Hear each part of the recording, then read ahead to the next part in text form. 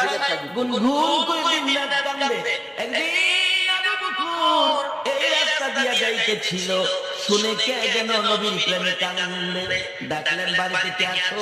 Umayya ইবনে খালদ বাহির হয়ে গেলেন, আমি আছি। তোমার ঘরে কে কান্দে? একটা কিনা গোলাম আখিরি নবীর কালিমা পড়ে ফেলেছে, এত মার দিলাম রে আবু বকর। এই বেলাল তো ওই নবীর ভালোবাসা ছাড়ে না। বলুন আবু বকরের কলিজায় আগুন লাগবে। আবু বকর বলেন, উমাইয়া খালদ রে, এটা কেমন পাগল রে, আমার একটু দেখাও না। উমাইয়া খালদ দরজাটা খুলে দিলে আবু বকর দেখে সমস্ত শরীরে রক্তে লাল হয়ে গেছে।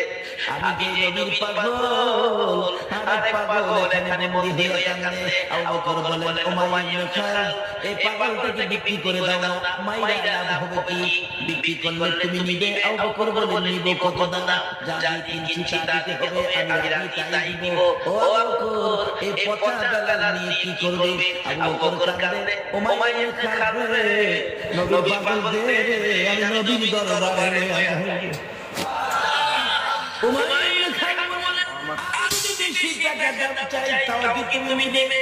আবু বকর বলেন, উমাইয়া খালদ, শুধু বেশি টাকা নয়, আজকে যদি আবু বকর সাত আসমান সাত জমিনের মালিক হই, আর তাকে যদি বেলালকে খরিদ করা লাগে রে, আমি সাত আসমান সাত জমিন দিয়া হইলেও বেলাল খরিদ করব, বেলাল থুইয়া যাইব না।